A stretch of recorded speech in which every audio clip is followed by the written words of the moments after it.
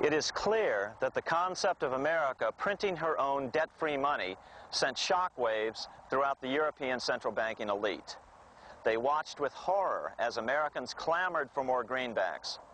They may have killed Lincoln, but support for his monetary ideas grew. On April 12, 1866, nearly 1 year to the day of Lincoln's assassination, Congress went to work at the bidding of the European central banking interests. It passed the Contraction Act, authorizing the Secretary of the Treasury to begin to retire some of the greenbacks in circulation and thereby contract the money supply. Authors Theodore R. Thorin and Richard F. Warner explained the results of the money contraction in their classic book on the subject, The Truth in Money Book. The hard times which occurred after the Civil War could have been avoided if the greenback legislation had continued as President Lincoln had intended. Instead, there were a series of money panics, what we call recessions, which put pressure on Congress to enact legislation to place the banking system under centralized control. Eventually, the Federal Reserve Act was passed on December 23, 1913. In other words, the money changers wanted two things: the reinstitution of a central bank under their exclusive control, and two, an American currency backed by gold. Their strategy was twofold. First of all, cause a series of panics to try to convince the American people that only centralized control of the money supply could provide economic stability. And secondly, remove so much money from the system that most Americans would be so desperately poor that they either wouldn't care or would be too weak to oppose the bankers. In 1866, there was $1.8 billion in currency in circulation in the United States, about $50.46 per capita. In 1867 alone, $500 million, $500 million, was removed from the U.S. money supply. 10 years later, in 1876, America's money supply was reduced to only $600 million. In other words, 2/3 of America's money had been called in by the bankers. Only $14.60 per capita remained in circulation. 10 years later, the money supply had been reduced to only $400 million, even though the population had boomed. The result was that only $6.67 per capita remained in circulation, a 760% loss in buying power over 20 years. Today, economists try to sell the idea that recessions and depressions are a natural part of something they call the business cycle. The truth is, our money supply is manipulated now just as it was before and after the Civil War. How did this happen? How did money become so scarce? Simple. Bank loans were called in and no new ones were given.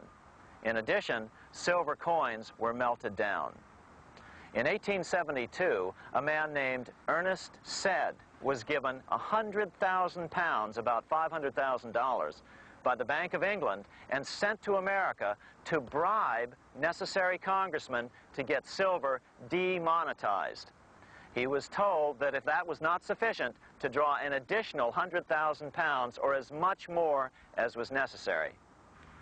The next year, Congress passed the Coinage Act of 1873, and the minting of silver dollars abruptly stopped. In fact, Representative Samuel Hooper, who introduced the bill in the House, acknowledged that Mr. Sed actually drafted the legislation. But it gets even worse than that. In 1874, Sed himself admitted who was behind the scheme.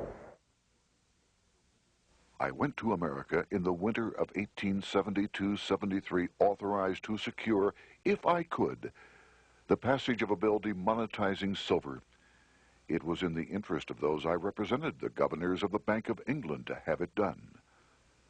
By 1873, gold coins were the only form of coin money. But the contest over control of America's money was not yet over. Only 3 years later, in 1876, with 1/3 of America's workforce unemployed, the population was growing restless. People were clamoring for a return to the greenback money system of President Lincoln, or a return to silver money, anything that would make money more plentiful. That year, Congress created the United States Silver Commission to study the problem. Their report clearly blamed the monetary contraction on the national bankers. The report is interesting because it compares the deliberate money contraction by the national bankers after the Civil War to the fall of the Roman Empire.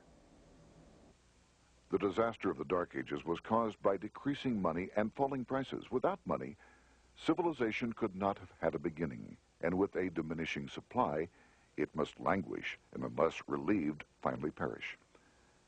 At the Christian era, the metallic money of the Roman Empire amounted to $1,800,000,000. By the end of the 15th century, it had shrunk to less than $200 million. History records no other such disastrous transition as that from the Roman Empire to the Dark Ages.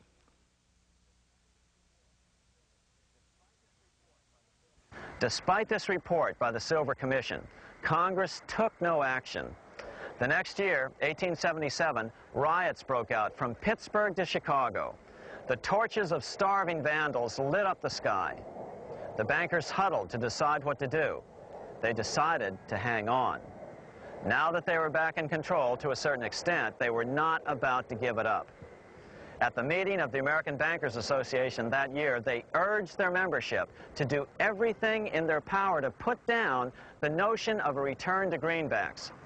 The ABA Secretary, James Buell, authored a letter to the members which blatantly called on the banks to subvert not only Congress, but the press. It is advisable to do all in your power to sustain such prominent daily and weekly newspapers, especially the agricultural and religious press, as will oppose the greenback issue of paper money, and that you will also withhold patronage from all applicants who are not willing to oppose the government issue of money. To repeal the act creating banknotes or to restore to circulation the government issue of money will be to provide the people with money and will therefore seriously affect our individual profits as bankers and lenders. See your congressman at once and engage him to support our interest that we may control legislation. As political pressure mounted in Congress for change, the press tried to turn the American people away from the truth. The New York Tribune put it this way on January 10th, 1878. "The capital of the country is organized at last, and we will see whether Congress will dare to fly in its face." But it didn't work entirely. On February 28, 1878, Congress passed the Sherman Law, allowing the minting of a limited number of silver dollars, ending the 5-year hiatus. This did not end gold backing of the currency, however, nor did it completely free silver. Previous to 1873, anyone who brought silver to the U.S. Mint could have it struck into silver dollars free of charge. No longer. But at least some money began to flow back into the economy again. With no further threat to their control, the bankers loosened up on loans, and the post-Civil War depression was finally ended. 3 years later, the American people elected Republican James Garfield president. Garfield understood how the economy was being manipulated. As a congressman, he had been chairman of the Appropriations Committee and was a member of Banking and Currency. After his inauguration, he slammed the money changers publicly in 1881.